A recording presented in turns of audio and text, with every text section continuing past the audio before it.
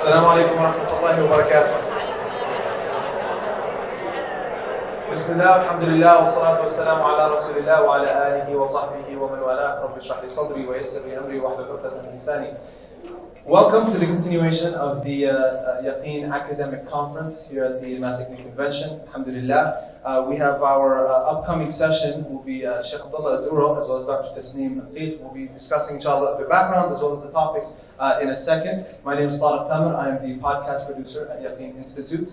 And we appreciate you guys coming and joining us this evening.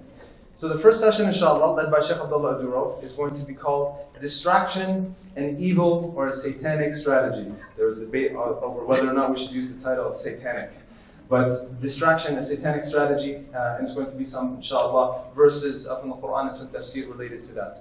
The second session is Reason is Divine, and that's by Dr. Tasneem Yaqeen. So for this first session, inshallah, we'll be exploring the Quranic perspective on distractions, along with the importance to define, distinguish, and further dominate them as a Muslim. So Sheikh Abdullah Aduro is a first-generation Ghanaian native who converted to Islam in 1997. He graduated from the College of Islamic Law from the University of Medina in 2007. He conducts public speeches, sermons, lectures, and workshops around the United States on Islamic law, self-improvement, and convert life. He's currently the Imam at the Islamic Center of Capella Louisville in Dallas, Texas. He resides in Dallas with his wife and 4 children. Having recently joined Yaqeen Institute for Islamic Research as a scholar, Sheikh Abdullah leads a team providing unique and comprehensive resources for new Muslim converts and institutional convert care. And if I could do a personal plug, we're working on developing a podcast for converts targeting that audience. So excited, inshallah, to tease that for you now, and inshallah you'll hear more in the coming months. Without further ado, Sheikh Abdullah Aduro.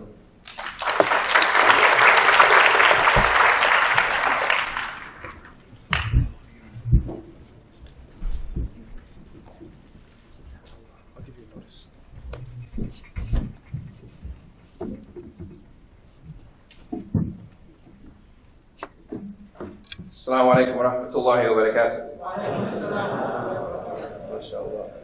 Bismillah wa salatu wa salamu ala rasulillah wa ala alihi wa sahbihi wa man wala amma ba'd. Rabbi shrah li sadri wa yassir li amri wa hlul 'uqdatan min lisani yafqahu qawli ya rabbal alamin. So the title was Distractions and how it is an evil or satanic or bad. Ikhtalafa al-ulama on what the title should be, but alhamdulillah it's basically that which centers around distractions. Now, subhanAllah, he mentioned that we are going to have a convert podcast or a podcast for those that convert to Islam or have chosen Islam as their way of life. And it's important that I start with this because, I myself was someone that converted to Islam. I was a Christian before. And subhanAllah, my life was filled with a lot of distractions. It was filled with a lot of distractions. How many of you here is living a life of distractions? I know everybody's raising their hands. Some of you are like this, right? Just, I want a lot to know, but not everybody, right? One of those things. I got you. We're all living a life of distractions, but there's darajats, there's levels. And subhanAllah, around 20-something years ago, I realized the ultimate distraction.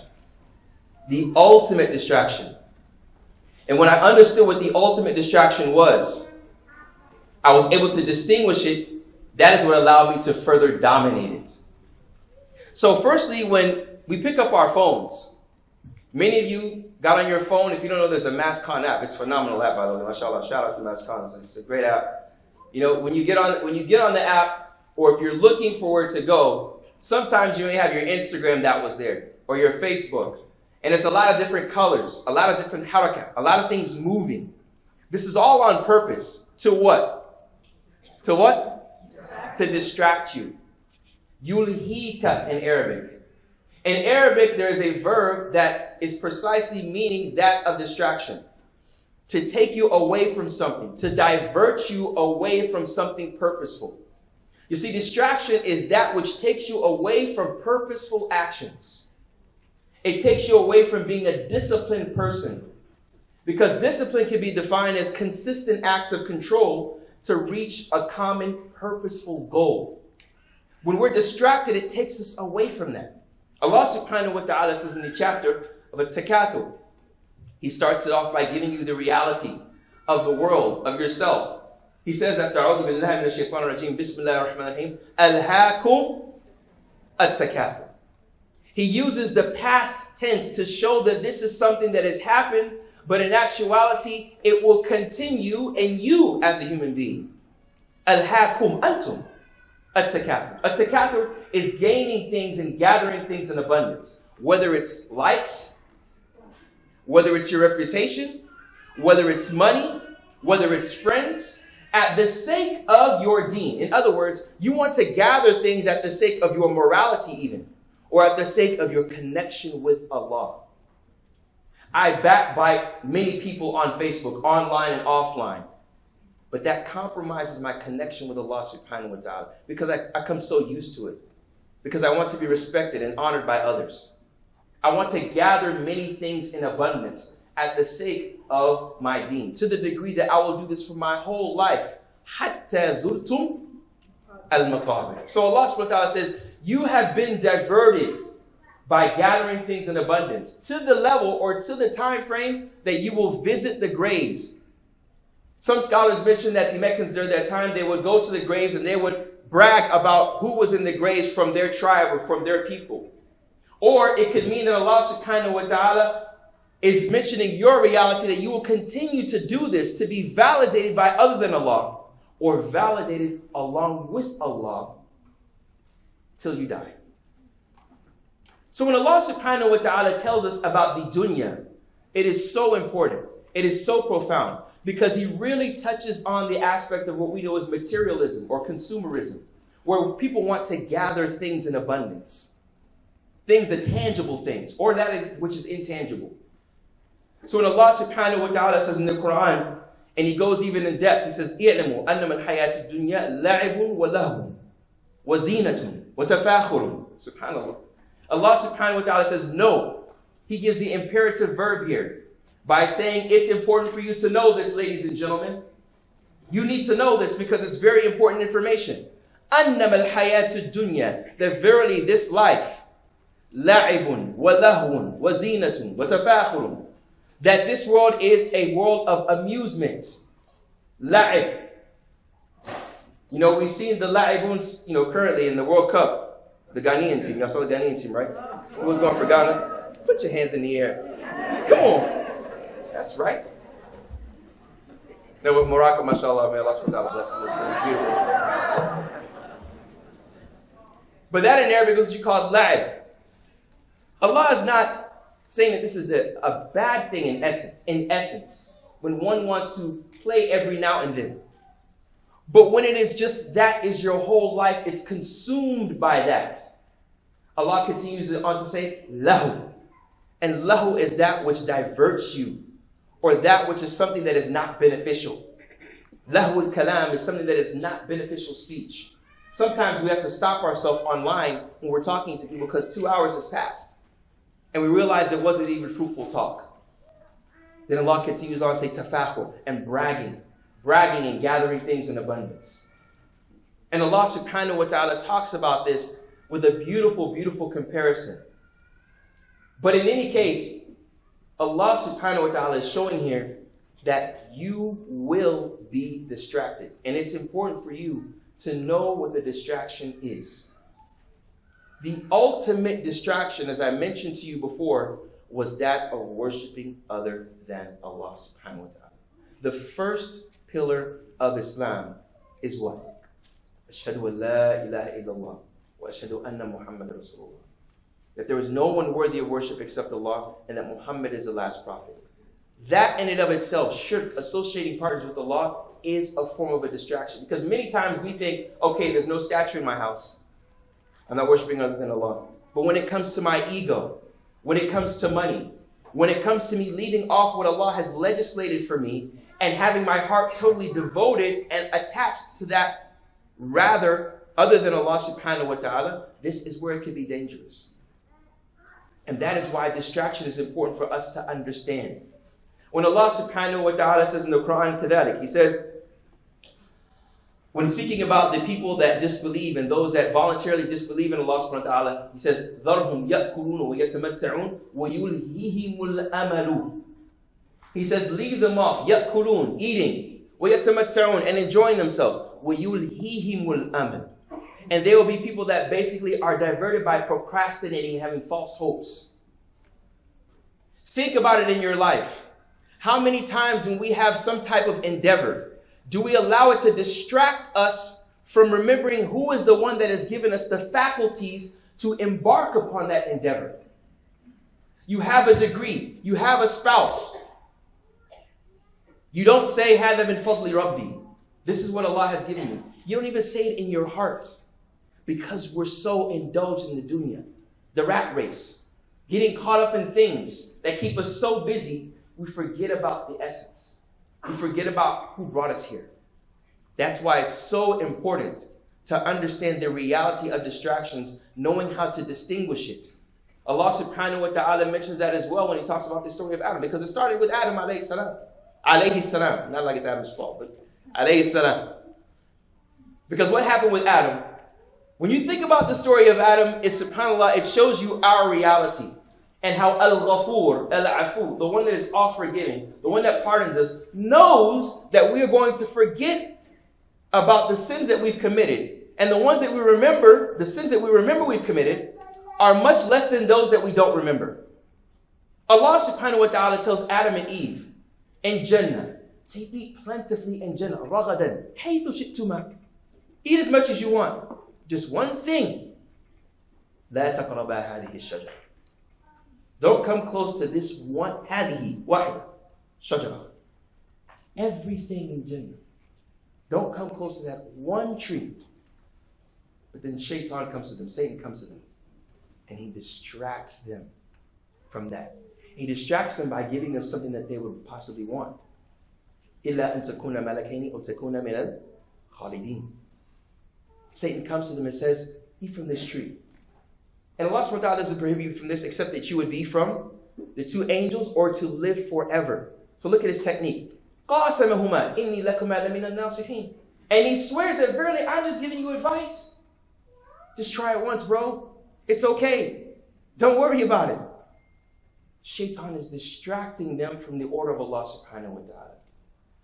But how many times in our life do we recognize those things that distract us? That's why it's important for us to distinguish the distraction. Distinguish that thing, whether it's a person, place, or thing that tries to take us away ultimately from the remembrance of Allah, or ultimately from that which is productive for living our macro purpose. Macro purpose meaning that whatever we do in this life ultimately shows gratitude to Allah. Allah subhanahu wa ta'ala says, وَمَا خَلَقَتُ الْجِنَّ وَالْإِنسَ إِلَّا لِيَعْبُدُونَ. That I have not created mankind and spirits of the jinn except that they worship me. Our ultimate purpose for our existence is to show gratitude to Allah, i.e. worship of Allah. It's manifested and shown in different ways. You coming here to this lecture can be worship. It can be worship because you want to learn how to fulfill your purpose and be a better person. But throughout life, you will face trials and tribulations. Allah has created life and death to see which one of you are best in the struggle, to see which one of you are best in your actions. As he says in the chapter of Mulk, of the Dominion, الَّذِي خَلَقَ الْمَوْتَ وَالْحَيَاةَ لِيَبَلُوَكُمْ أَيُّكُمْ أَحْسَنُ عَلَى عَمَلًا. Allah created life and death, the one that has created life and death, to see which one of you are best in your actions. Best in your actions. And subhanAllah, the scholar Fulayl ibn Iyad, he makes a beautiful statement regarding this verse. He said, Ahsanu amala, Allah tests you to see which one of you are best in your actions. Ahsan. Not perfect. Perfection is only for Allah. But excellence. Do your best, brothers and sisters. Do your best to look for the distraction and try your best to stay away from it.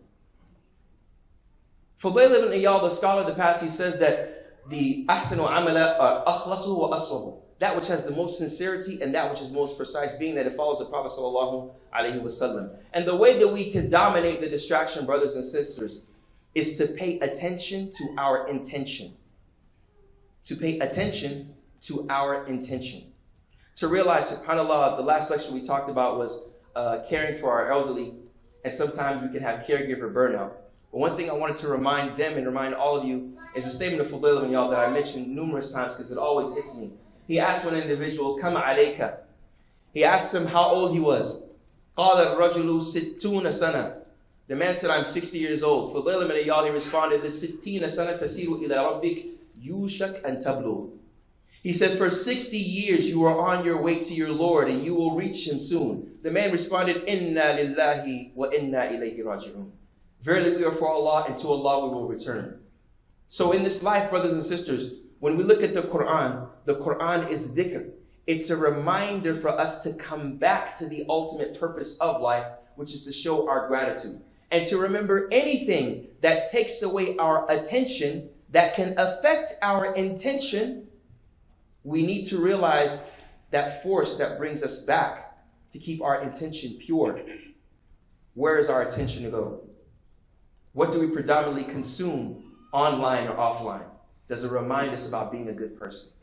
Does it remind us about the one that has given us our faculties? Does it remind us about Allah and what He has legislated? So may Allah subhanahu wa ta'ala make us of those that understand the reality of distractions and to know that it is something that is not ultimately for our benefit, and to realize that when we can distinguish the distractions from the interruptions that lead to our destruction, that it can be something that if we don't distinguish it, it can take us down a path that we don't want to go, and we'll have full regret before that day that there's no return. Barakallahu feekum. Assalamu alaikum wa rahmatullahi wa barakatuh.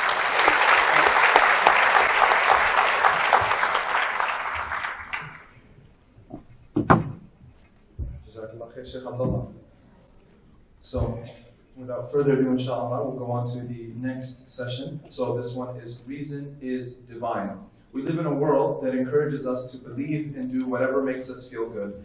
This conflicts with how we should live our lives as Muslims. So does it mean that we can't be happy? Join us to explore the Quran's timeless guidance on how we should set our priorities and find true contentment. We'll be having, inshallah, Dr. Tasneem to give you guys a little bit of an idea of her background. She obtained her undergraduate degree in early Christianity and Islamic studies from the University of Michigan. She went on to complete her PhD in Islamic studies at Georgetown University with a focus on Islamic law. She currently serves as the director of expanded learning, where she works with her team at Yaqeen to create curricula and other resources for communities to engage with Yaqeen's research. She's also a lecturer in the Department of Philosophy and Religion at Rutgers University, Camden. The work that she does with the curriculum is phenomenal. If any of you guys are involved with Islamic schools, weekend schools, full-time, etc., there's a lot to take a look at, all available for free with the support as well from Yaqeen to help train your teams. And so we'll take a listen now to Dr. Tasneem.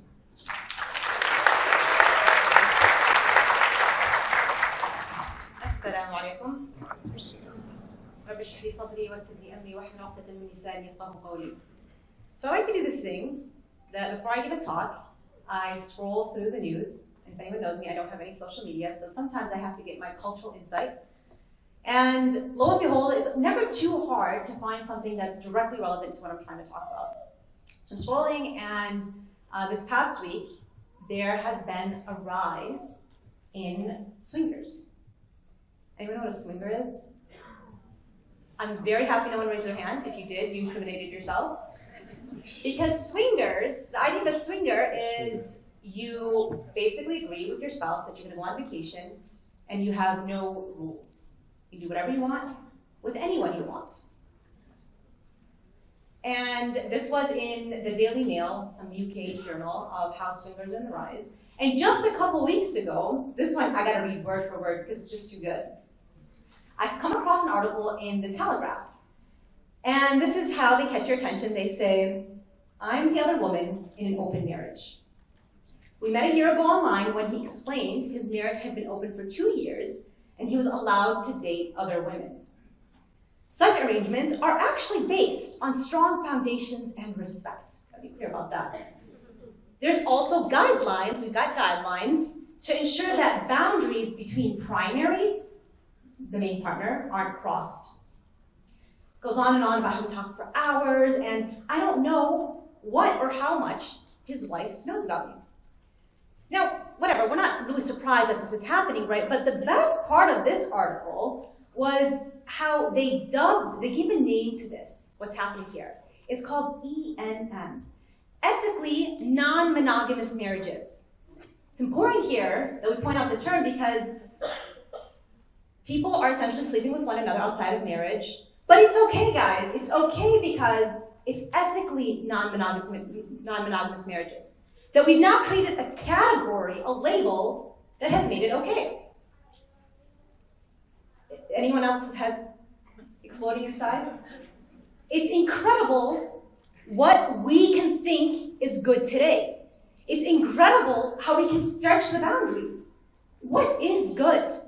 What does it mean to be a good person? What does it mean to follow the truth? And there's a deep history. This is not accidental. I think a lot of times we think, oh, well, this is just coincidence that our society happens to be corrupt. Yes, there are a lot of problems in today's society, but there has been a progression throughout the past several centuries that has led us to this moment. So I want to take a few minutes to go over that history because it's important to recognize that we're not just sort of innocently being exposed to this type of stuff, but this has been being continuously socially constructed. And in order to be able to resist these urges, in order to be able to challenge these norms, we have to know where this stuff is coming from. So we can go back, all the way back to the Protestant Reformation. We can go back, which is around the 15th century. We can look at the 16th century, the scientific revolution. It's a big deal. What's happening with the scientific revolution? For centuries, the church is what dictates what you do. You do what you're told, especially the Catholic Church. You don't question what you're told. If you're not part of the authority, if you're not part of the hierarchy within the church, you cannot say anything. And it's important to recognize that a lot of these issues are stemming from Christian histories, mainly because those same assumptions are made about Muslims. But as Muslims, never in our history was there no place to ask questions. There was always room for reason, for discussion, to debate, for logic. But this is happening primarily starting with the Catholic Church. That you've got this Protestant Reformation that Martin Luther's going to come out and say what? He's going to come out and say, listen, there should be no connection. There's no intermediary between me and God. I shouldn't have to go through the Catholic Church to be able to connect with God. So you see this first push, slowly, that you have this whole now created sect within Christianity that essentially resists this hierarchy of the church. God, the scientific revolution is a huge part of history here, because what happens is that now, so almost like an institutionalized moment in history, we can say, hey, there's other ways of finding truth. We don't have to go to the church. That science can give us empirical data. We can get the numbers, we can get the facts from science. And so we're pushing religion a little more and more to the side. That, you know what, actually we have a different way to find truth. And then we've got the Enlightenment era, 17th century. This is happening century after century. It's culminating into where we get to today. You have the Enlightenment era. You have total questioning of religious authority. This is the rise of the main philosophers that you hear cited day in and day out. But God is, again, this is at this point, you have eventually Nietzsche, one of the famous philosophers, who says, what? God is dead. That you're starting to remove all religion from the public sphere. You know what, that religion thing that you believe in? Put it to the side. Do it at home. You keep that to yourself. You see the rise of something called separation between church and state. Now, we don't want religion affiliated. We don't want religion having to do anything with the way we run societies, the way that the public should conduct themselves, pushing religion slowly more to the side. And this is really important because, again, what's happening is that you're going from a God-centered worldview, right? That there is something called objective truth, that revelation, not science, that revelation can be a source of truth. But this is slowly happening century after century where that is being criticized, and it's taken for granted that revelation, something that cannot be proved empirically, is not something that can give us truth where we can live our lives. And then we have the 18th and 19th centuries, the rise of liberalism. Liberalism, liberty, freedom, it's a great thing, right? The problem is, with the rise of liberalism, it's the rise of individual freedom, my personal autonomy. So it started off with, you know what, we want freedom from oppression, we want freedom from dictatorships. That's good, right? We don't want dictatorships. We want freedom, so we're not constantly oppressed.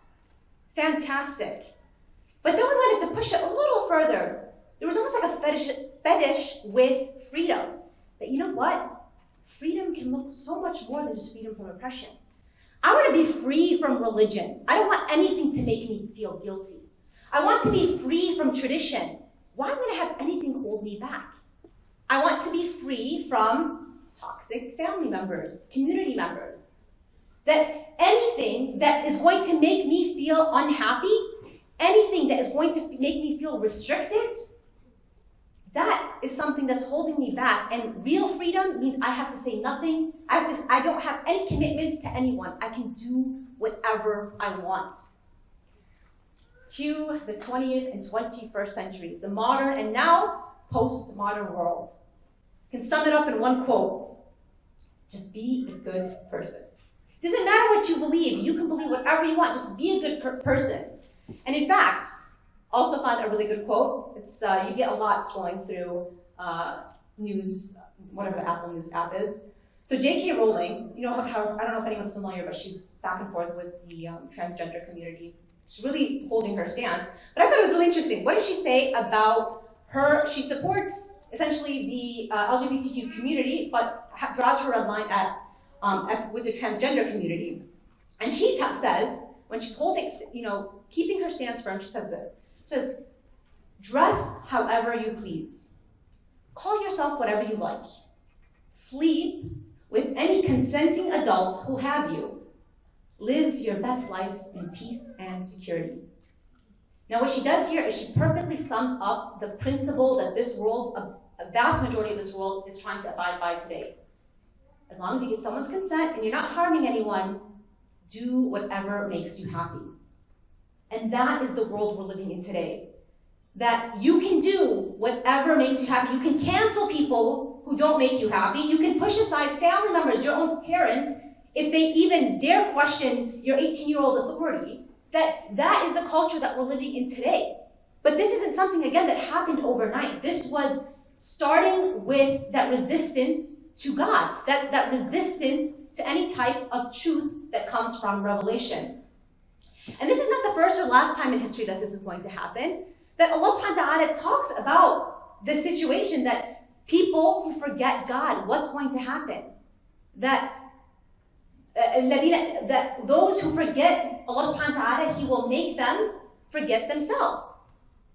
That when you forget God, when you start to push God slowly out of the picture, you're not going to know who you are. You're not going to know what you want. So it's not like today people are happy. Let me be very clear. Yeah, sure, you're following whatever you want. We have seen it skyrocket in mental health disorders and anxieties and all of these different really clinical problems now. It's not coincidental.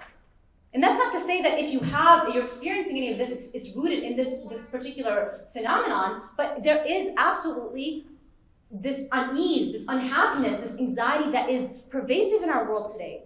Because people don't know what they want.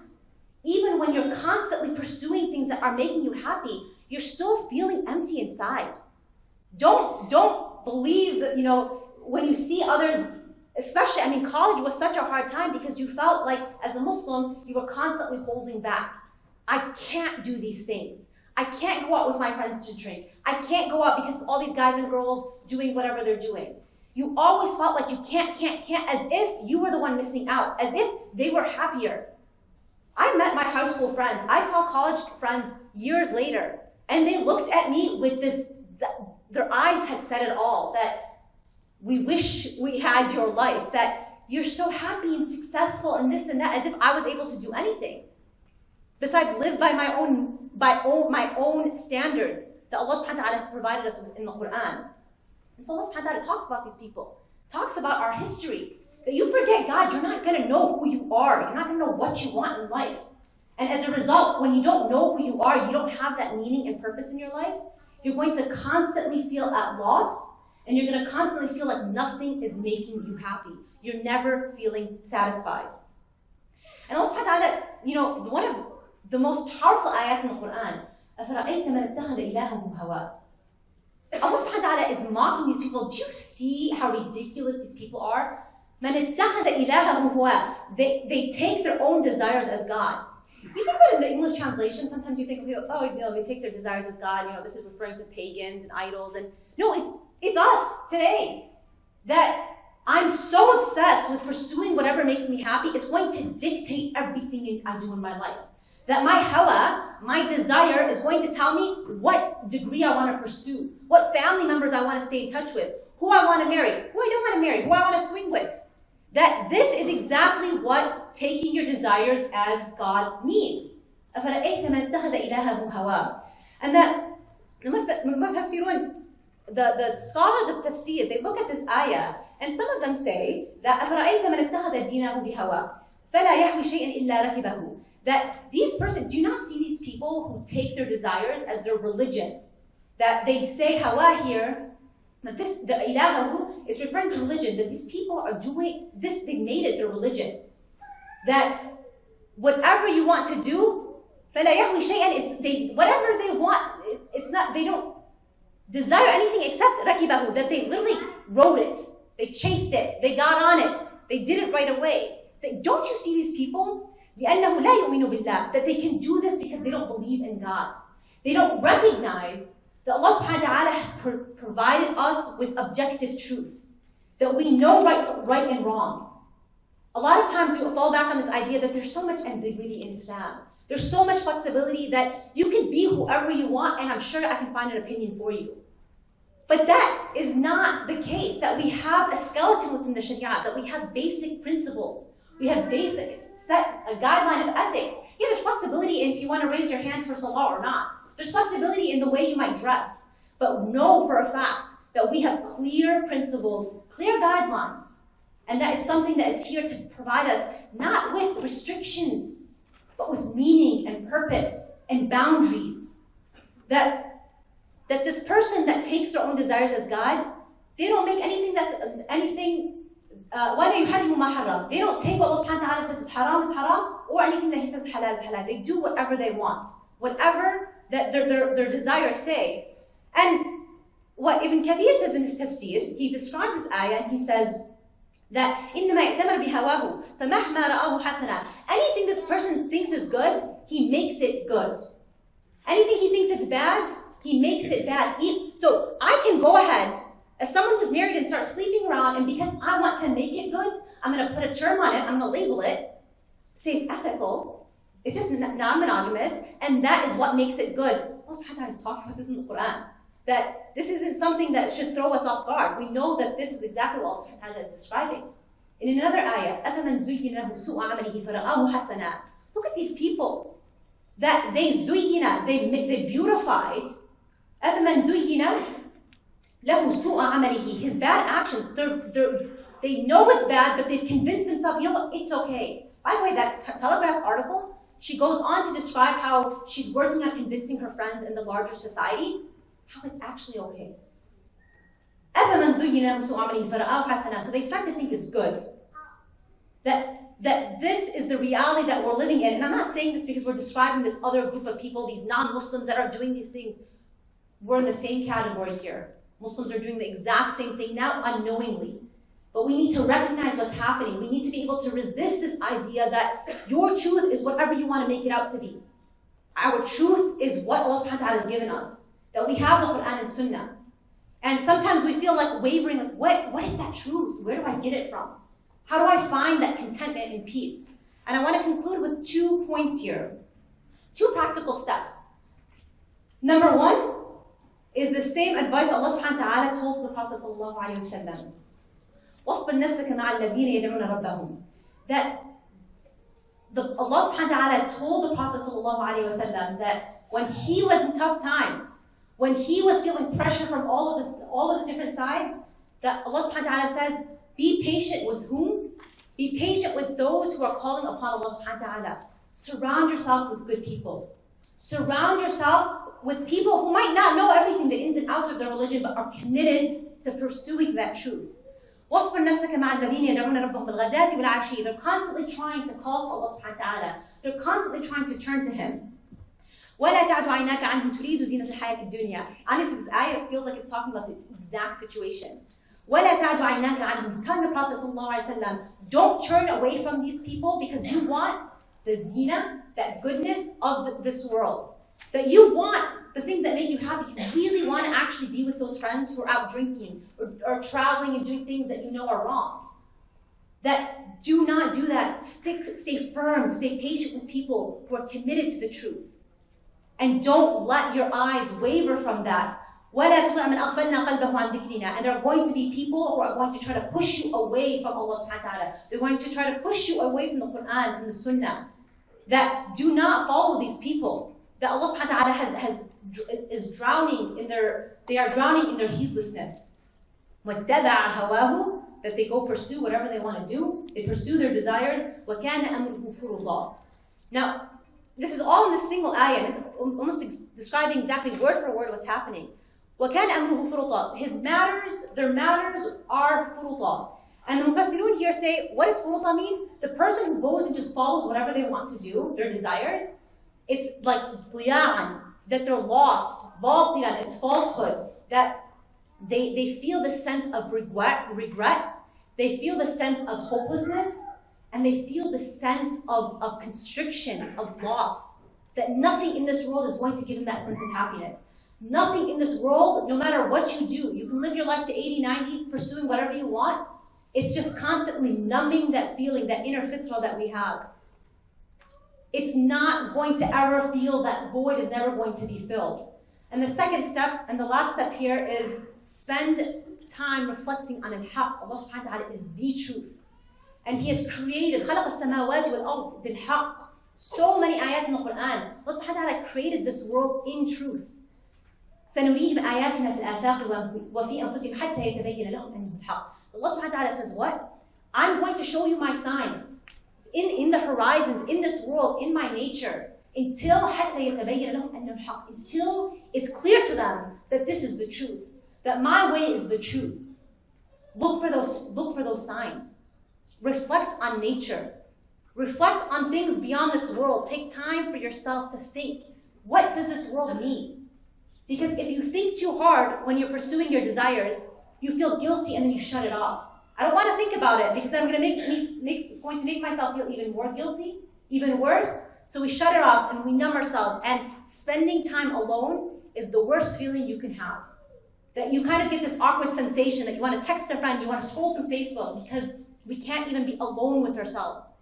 Because when we're alone and we look for the signs of Allah subhanahu wa ta'ala that He promised is all around us, we recognize that we have no meaning in our lives. There is no meaning, no purpose in our lives beyond the purpose of worshiping Allah subhanahu wa ta'ala. And that, once you come to terms with it, it's not this depressing ending, that there's no purpose in our lives and I have no meaning. It's the most freeing, it is the most liberating experience you will ever have in this world and in the next. That by worshiping Allah subhanahu wa ta'ala, you're going to feel that restriction. Allah subhanahu wa ta'ala tells us in the Quran that restriction is going to be removed from your chest and you're going to feel like you can do anything in this world. And that is the freedom, that is the true liberation that we should all be seeking. And with that, Allah, jazakumullah khairan. Assalamu alaikum.